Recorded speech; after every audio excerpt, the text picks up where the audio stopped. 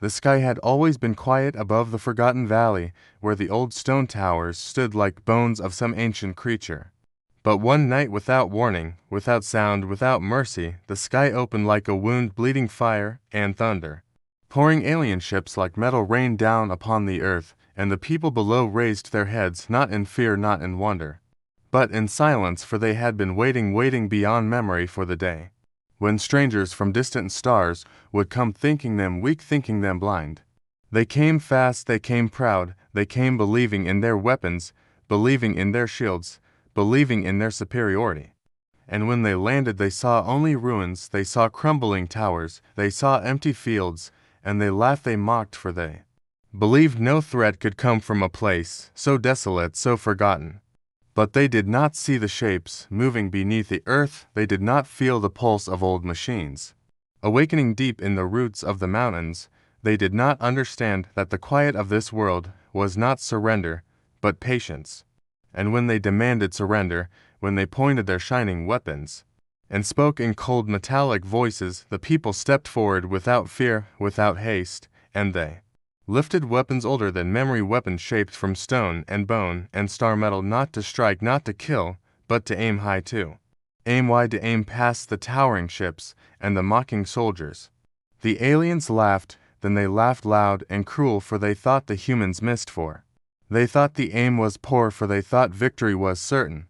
But the real target was never in front of them, and the earth was watching, and the earth was ready. The wind moved across the valley, without sound, without mercy, carrying with it the faint hum of something ancient, something vast, something forgotten by all except the oldest of the earth-born clans, who had guarded the stones, who had kept the songs, who had waited for this very day, when the sky would split, when the strangers would descend, when the great silence would end. Deep beneath the ruins, deep beneath the roots of the mountains, a chamber of stone older than the stars began to awaken, for every arrow that flew wide, every spear that soared past the alien soldiers, was not a mistake, was not a failure, was not weakness, it was signal, it was song, it was calling the stone that sings. The aliens, with their silver armor, with their glowing weapons, with their machines that scanned every life sign, every heat source, every signal, laughed and mocked and called the earthborn primitives fools for missing every shot, for wasting every throw, for daring to resist with nothing but old wood and stone and bone. But far beyond their sensors, beyond their reach, beyond their small minds, the stone that sings began to move, began to hum, began to pulse with light, not of any star, not of any world known to these invaders, for this was not technology, this was not weaponry, this was life, this was memory, this was earth awakened. And the earthborn people raised their empty hands, raised their tired faces, raised their steady voices, and sang the old words, the words of stone and fire and root and storm, words that did not need to cross space, for they were already written into the bones of the world, into the very dust the invaders stood upon. Still the aliens laughed, still they fired their weapons into the sky, tearing apart ancient towers, burning old forests, carving scars into the valley, thinking they had won, thinking the resistance was over, thinking their path to conquest was clear. But the real target was never in front of them, and the stone that sings was awake, and the valley was listening. The ground beneath the feet of the laughing soldiers was not dead, was not still, for the valley had roots deeper than their machines could see, older than their scanners could read, heavier than their weapons could break, and beneath the stone, beneath the dust, beneath the bones of forgotten towers, there moved shapes older than fear, slower than time, stronger than any living army. They were the ones who wait beneath, and they had waited beyond counting, beyond seasons, beyond stars, beyond the coming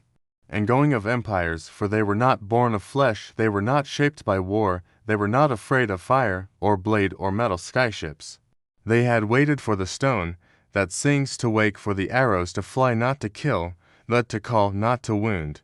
but to warn, not to strike down enemies, but to stir the roots of the mountain, the bones of the earth, the sleeping heart of the valley. And so, when the aliens marched forward, when they planted their flags, when they deployed their machines that hummed and clicked and scanned and whispered that there was nothing beneath them but stone and soil, they were already lost. For the stone was moving, for the soil was rising, for the ones who wait beneath were no longer sleeping. The earthborn people stood still in the ruined fields, in the broken towers, their faces calm, their eyes steady, their hands empty. For they needed no weapon, no blade, no fire, no bow now, for their aim had never been to win a battle, their aim had never been to meet force with force, their aim had never been to strike at what was in front of them. Their aim had been to wake what sleeps beneath. The aliens did not see the cracks forming beneath their feet, they did not hear the rising song in the stones. They did not smell the old dust stirring with life and memory and fury, older than their stars, older than their language, older than war itself. They believed the fight was won, they believed the earthborn were broken, they believed they stood upon dead ground. But the real target was never in front of them, and the ones who wait beneath were rising, and the valley was coming alive. The alien commanders stood upon the high ridge, where their banners whipped in the cold valley wind, their metallic faces turned toward the horizon that showed nothing but stone and ruin and empty fields, and they spoke in sharp, cold voices to their soldiers, to their machines, to their ships above, to tighten the perimeter, to skin again, to destroy what little remained of resistance, for they believed the fight was over, they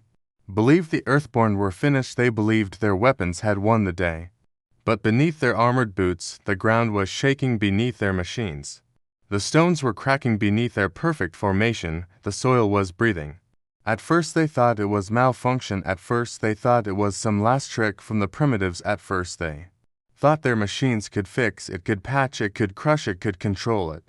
But the shaking grew stronger, but the cracks grew wider, but the breath of the valley grew colder and deeper and older than anything they had known. And when they turned their scanners down into the deep earth, they saw nothing, they understood nothing, they feared nothing. For they still believed the target was in front of them.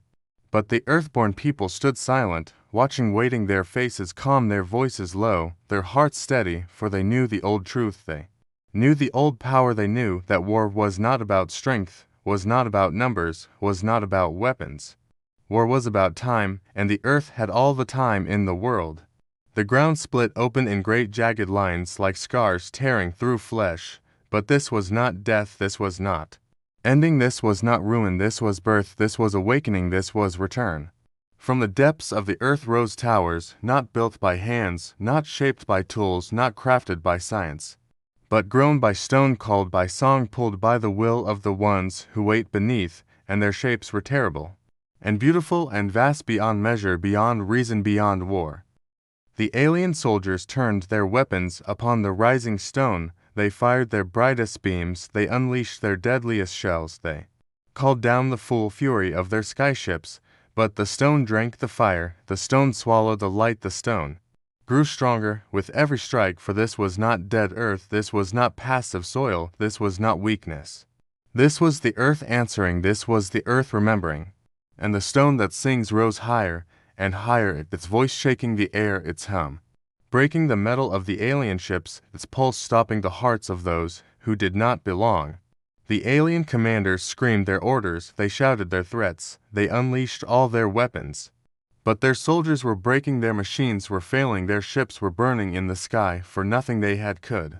stand against the will of the earth, nothing they had could break what was never built, nothing they had could kill what was never alive. And still the earthborn people stood silent, still they watched, still they waited. For they did not need to fight, they did not need to move, they did not need to strike. Their aim had always been true, their target had never been in front of them, and now it was awake.